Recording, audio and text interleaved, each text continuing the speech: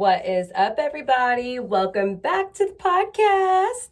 If you guys are curious about my birth chart, stay tuned. If you don't know what a birth chart is, stay tuned because I got a whole little video explaining to you some of my birth chart, some of my placements. It's going to be a lot of fun, so just stay tuned because it's on the way. Cue the intro, wherever that is. Cue the intro.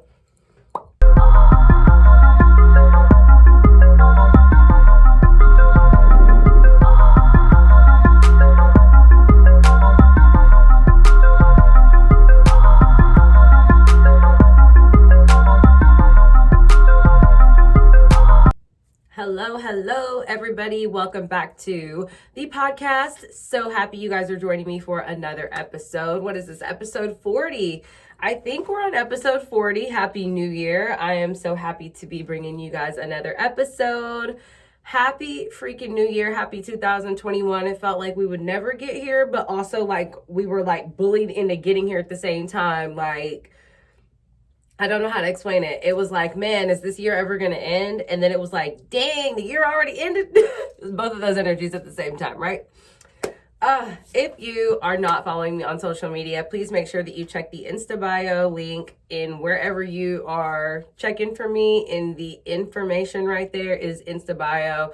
If it's not clickable with where you are listening to me or viewing me at, make sure that you go to my Instagram page, type in at Vonkiah, Vonkiah, and shoot me a follow request. Also, shoot the podcast page a follow request. That is going to be Eyes Wide Open Podcast.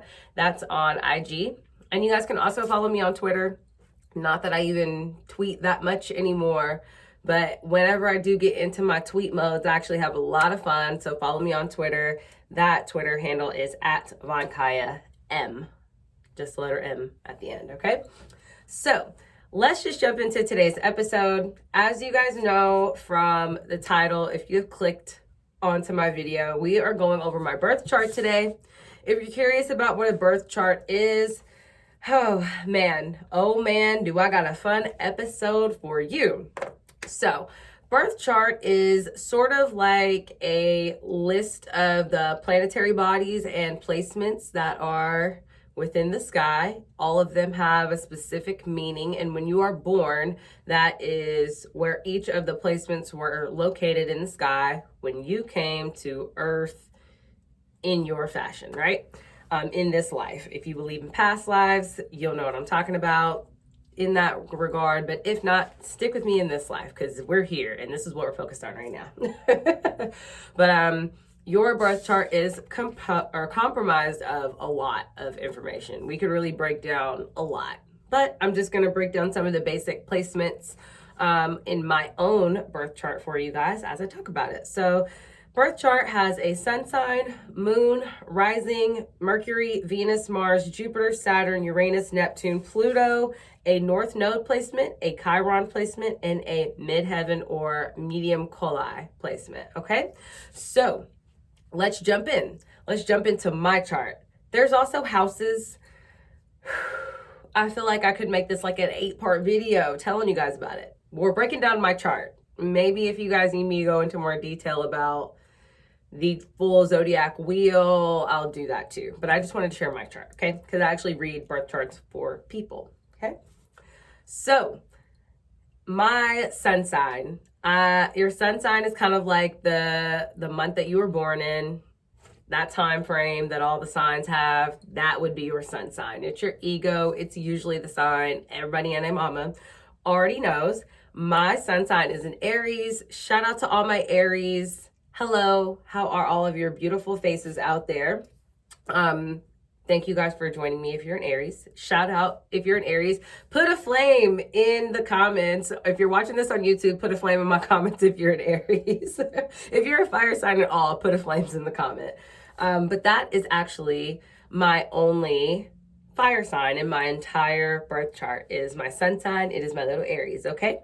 And it is in my 11th house for those of you who are curious to understand that portion. Your sun represents your ego. It is usually how you envision yourself versus how other people view you. And it is funny. I tend to view myself as this like wounded warrior and like strong girl and like how sometimes I'm just so like sultry and sweet and sappy and like cute too at the same time. So, you know what I mean? I think a lot of times how we see ourselves is a very interesting perspective to how other people view you. And I asked a couple of people, like, oh, when you first met me, like, what do you think about me? And they would tell me, and I'd be like, really? It's not how I am at all. And I'm like, yeah, I'm kind of like that. I'm kind of like that. But your ego is how you view you. That's that confidence that you get. That's that that you get. You guys know Aries are initiators. We're the people who just push everything forward. We don't care. We're out here. All the Aries. Shout out to you. My moon placement. My moon placement is in the sign of Libra. It's in my 5th house. Your moon is talking about your emotions. It is your emotional nature. It is what, kind of like what, I don't want to say what makes you tick, because that's more your Mars, but this is just like what kind of builds within you on an emotional nature, how you handle things in an emotional way, where your emotional capacity goes, what you need in order to feel good emotionally, okay? That would be, for me, fairness, a lot of balance. Libra is all about that, equal. They're the scales, if you guys have seen it, the balancers. I'm a Libra moon. So it's funny because my sun and my moon are opposite signs of each other. So Aries sun, Libra moon here. So you guys wanted to see action, here it is. But I am only a Libra moon to 1 degree. If anybody watches these videos on YouTube, or if you're listening to me and you understand these degrees, I'm still studying the degrees in more depth, but as I have been, I've been like, this makes a little more sense. I get it. Okay, moving right along. Let's jump into the rising signs. My rising sign is in the sign of Gemini. Your rising sign is always in your 1st house. It's not an actual placement, like a planet in the zodiac. It's, if I'm not mistaken, the sign that was coming up on the eastern horizon at the time of your birth. So mine would be Gemini. Your rising sign is how other people view you. Your rising sign is like the mask that you present, that first impression. Before people get to know you, this is who they kind of get to first. And mine is Gemini. So it's very inquisitive, very childlike, very like giddy and silly. And then maybe they get into like this whole other person, like, whoa, who are you? When did we get to know you? But Gemini is an air sign. It's the youngest air sign. But your rising sign is just about like your initial reactions, your initial impulses to things. And that for me is a lot of thinking or a lot of question asking. You guys understand how that is. Usually when people are trying to tell me something, if I'm not understanding it, and I don't like, I'm like, wait. So this and this with this. And they're like, yeah. And I'm like, okay. So then this and this makes this. And they're like, yes. And I'm like, okay. So when we add this, and this, what you're saying is we're supposed to get this? And they're like, yes. And I'm like, all right, cool, continue. I have to like connect everything together. It's probably annoying, but I have to connect a lot of stuff together for that big picture to like make sense. You're not just gonna set the big picture down. I'm gonna be like, so how'd y'all get this? My first question. Someone sets a whole cake and I'm like, so what'd you guys use to make this? No, some people are just focused on the cake. They just want to eat. I'm more, curious about all the inner workings and what happened. So it does make a lot of sense to me as to why my Gemini rising is like it is. Geminis are also talkative. We get a bad rep for being talkative. You know what I mean? Like, my little brother's a Gemini rising too, and he's not nearly as talkative as me, but I own mine, right? I own that. Let's move right in. We're going to talk about your Mercury in your birth chart.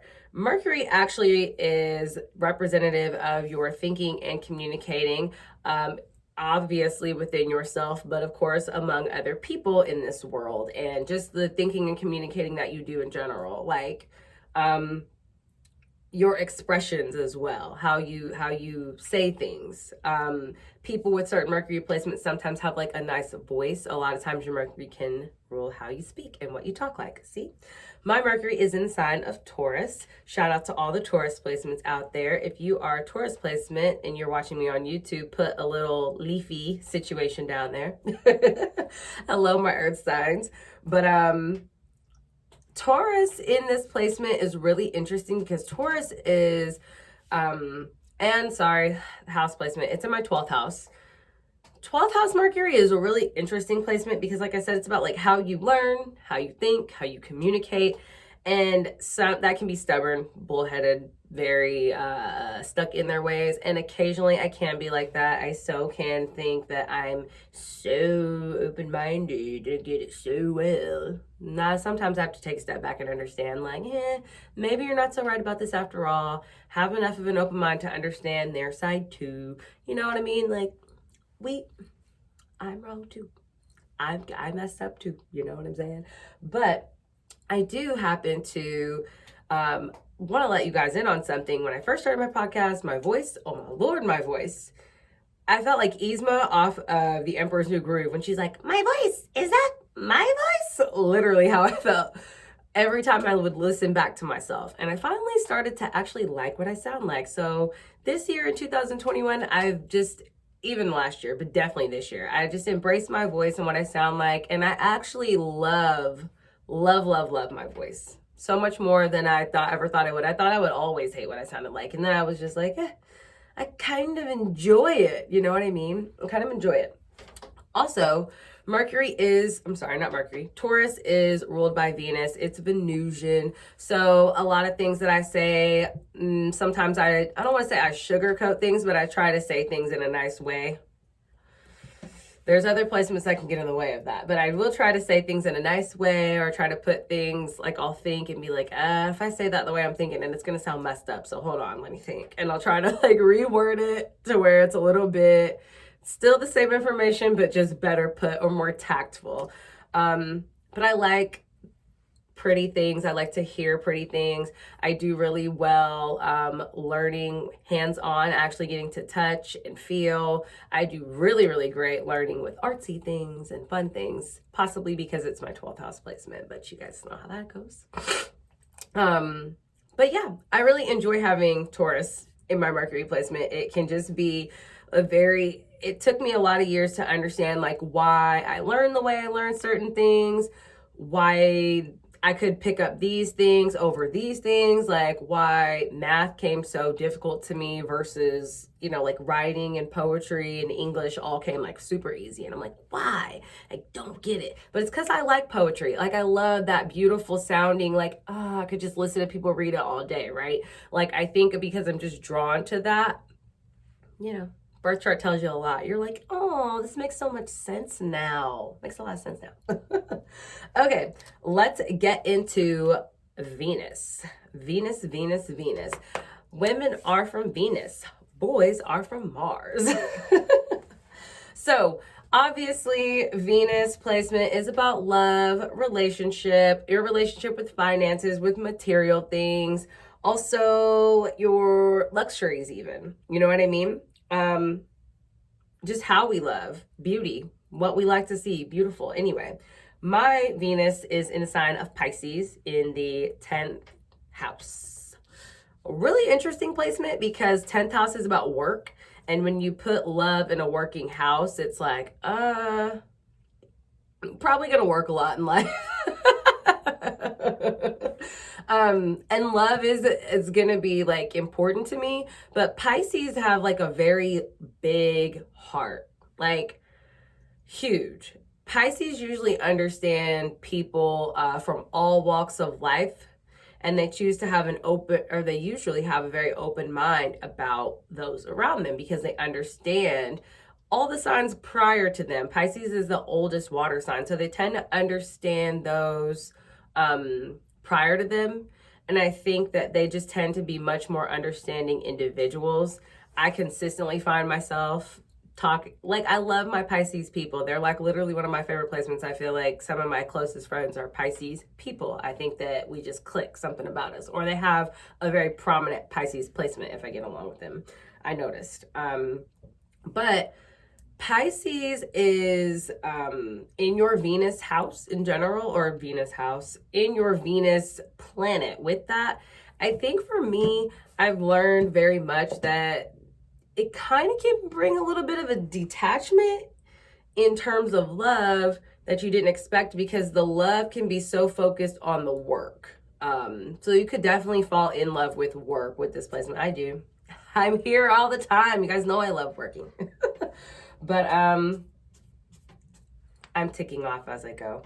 I feel like with Venus, it was something that I always thought, like, Venus, love, people, relationships, that's that. And it's really not all about your actual relationships, more literally like beauty, like Venus, the beauty. And Pisces for me, it's like, oh, I see the beauty. This makes so much sense to me now. That's how I felt one day when I saw that people say, like, Venus is about those luxuries, the luxuriouses, the material things, beautiful things. Venus is Taurus and Libra ruled for a reason, because Libra is like beauty of the mind and Taurus is like beauty of the possessions. So if you guys heard anything, my moon is in Libra and my Mercury is in Taurus, and then I have a working house in Pisces. So a lot of that type of stuff really makes sense to me and very much connects it. The moon and Venus like is a really big, important part of my birth chart, probably because I have so many key prominent Venusian placements in my birth chart. But very interesting. Just wanted to share with you guys who I am. And if you have a Venus and Pisces placement, help you understand yourself a little bit more. Okay, let's move into Mars. Mars is one of my favorite placements, probably because Mars is ruled by the sign of Aries. Mars is about war. You guys know that Aries, that war god. We love that, right? The assertiveness, the aggression, the desires, our sexual assertiveness, our sexual aggressions, transgressions, all of that. It's our passion. You know what I mean? That is that drive. A lot of people think like war and they think like Aries, like beating people up. Like, yeah, sure. But I really challenge you to think about war in the ways that war comes, the assertiveness that you have to go into. You know what I'm saying? Like sometimes that is what that planet really represents, is how you push yourself forward when you need to get stuff done or when you're ready. How do you assert yourself? Mine is in the sign of Aquarius, which means I don't even... Like a lot of times you can almost pinpoint the things that would make people tick. With Aquarius in this placement, it's almost like you don't understand all the time people may not always understand what makes you tick, or things that make you tick are like abnormal, not par for the course, not something that people are accustomed to every day. Like you might just have small random things that tick you and you're like, or Aquariuses are just very unique. They're different. They're rebels. You know what I mean? And I feel like that placement being in Mars can be kind of bad too, because you go, rebel and be crazy. No one knows what to expect from a Mars in Aquarius. No one understands which way to go, because as soon as you think you have the Aquarius figured out, they switch it up on you and you're like, no, got you. You don't have me like you think you do. Aquariuses are like masterminds like that. They are the oldest air sign. So it kind of makes sense to me with the like mastermind. But whenever I meet a lot of Aquarian placements, I tend to like notice that, like, okay, I see what you got going on, Aquariuses, you think. And they always shock me. In the end. Just when I think I understand, I'm like, oh, fooled me. Fooled moi. Okay, moving right along to, and if you guys were curious, sorry, my Mars in Aquarius is in my 9th house. So hello. Let us see. Jupiter is it's the planet of higher learning. It is about luck as well, growth, expansion. That's kind of why they put it with luck, because usually they're like the things that it touches usually expands and grows. So if it's money or if it's emotion or if it's love, great. But also it rules luck. So it could also rule being unlucky. So it also could touch things. And if you have loss, it could make it like insurmountable, right? So just kind of understand that that is the ways of Jupiter, but it is about teaching, prosperity. I want you to understand education. That's kind of the thing, religion as well. Higher learning, knowledge, education. We got to love Jupiter. I personally actually have Jupiter in my first house in the sign of Cancer. It's really weird. I have two things in my first house, Gemini and Cancer. So my rising sign, and then Cancer comes in with my Jupiter right there. So I guess that can make me have a little bit of an inflated, I don't want to say ego. It is in my first house, which is your ego. So to some degree, you could have like an inflated ego of like, you think you can take care of everything and you can't always, just because it's Cancer, and Cancer is about nurturing. That's what sign my Jupiter placement is in the sign of Cancer. It's exalted there. Hi. Exalted just means it gets all the same benefits as if it were in its home sign, which is Sagittarius. All my Cancers, drop a little water droplet if you're watching me on YouTube. Hello, Cancers. But I noticed that it was such an interesting placement when I was trying to understand like Jupiter. And then I'm like, oh, so that's why like your first house is your house of self. It is like who you are more to your core. And I had a lot of Gemini and Cancer energy in that chart. And I'm like, so many things make sense with like why I can be so nurturing towards people and loving and kind. Like those different little things that I like enjoy doing. It sometimes you're like, when you're just able to see it in your birth chart, you're like, dang, it makes all the sense right now. That's totally lit. That's totally lit, right? So just a few more placements. Hang with me. I'm only going to do this last one, which is Saturn. And then I think I'm going to do another series maybe in 2 weeks where we go through Uranus to the end of the chart, because it can be a lot of information. So Saturn, last placement that we're going to discuss. All about discipline. My Saturn is in Capricorn in my 8th house. I actually have a stellium of 3 planets right there that all of you possibly cannot see. Definitely cannot see. But it's about discipline, hard work. It's about how you respond to and handle disappointments, suffering, failures. It's just a tough planet because it is meant to teach you something. If you don't know how to respond to something in a positive way, it's like, how do you continue to grow from that? If that makes sense, right? So I feel as though my Saturn being in Capricorn tells me that how I handle a lot of this stuff is to keep working and keep pushing forward. I have that tendency. I have a lot of cardinal placements in my birth chart. We'll talk about that. We might do a whole like little astrology situation soon, okay? But it just means forward thinking. So I have a lot of like, it's okay, we're gonna get by, it'll be good. Like I'm just little miss positive, happy-go-lucky person, and it's like people get pissed. But it's like, I feel like I have to do that in order to keep myself motivated to push through. I've never been, I guess I feel like I've never felt in my heart like I would have something more on me than I'd be able to handle. I feel like God does not put more on me than I'm able to overcome or handle. So I will just choose to will my way through and ask for guidance, ask for direction, turn inward to my spiritual practices, upward, inward, all those places to help me get through whatever I'm trying to get through. Like that's usually my thought process is like, understand, and then how do we get through this? I don't ever like to just sit and stew like forever. That's not fun for me. I would prefer to like, let's go, let's get it, let's move on, right? So this is a little bit of insight of myself into you. I do offer birth chart reads. I offer different sort of tiered placements. If you would like whole reads, it costs one thing for the entire chart. If you would like just the top 3 placements, I can do that for a fee.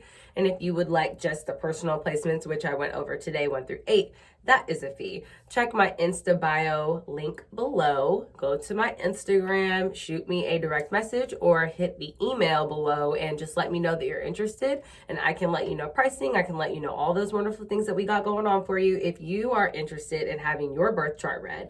I have done a lot of birth chart reads so far. I really love doing them. They're really fun, but they do take time. It's not something that I just throw together. Like, I actually will research, go through things. They usually can take about a week or a week and a half for me to really do them the way I do them, because once I have gotten your information, I intuitively read over what I'm seeing and what I'm understanding.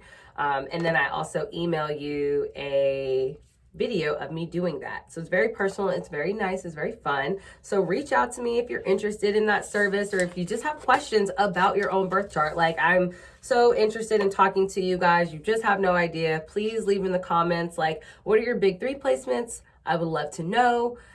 Shoot me a message on my IG if you're just more interested in in any of this content in general. I would love to talk, go over it, FaceTime appointment, whatever you guys want to do, we can do it.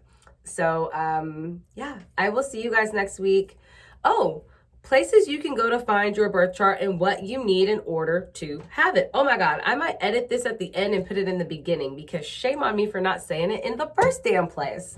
So you can go to Kiah Astrology. That is a place that a lot of people like, is reputable website for your birth chart. I myself really enjoy Astro Charts. I think it's astro-charts.com. I love their system that they use, and that is the website that I usually go to in order to actually pull your chart information before I start doing my intuitive read on your birth chart. You only need your name, or whatever you would like to be called. You need to know where you were born, city and state. You should know the time of birth and the date of birth. Time of birth to like hour and minute at least. You don't need a second, but the hour and the minute for sure. There are a couple of different birth chart sites out there. These are the 2 that I really like to go through. Astro Charts is my dog. I will link them below for everybody if you were trying to go mess with your own birth chart or just be curious. So please reach out to me on my social media. Make sure that you guys follow me. We can chat. We can talk about it. I'm so open. I just appreciate you guys for tuning in with me for another episode. Again, Happy New Year, and I will see all of your beautiful faces next week for the second half of this show.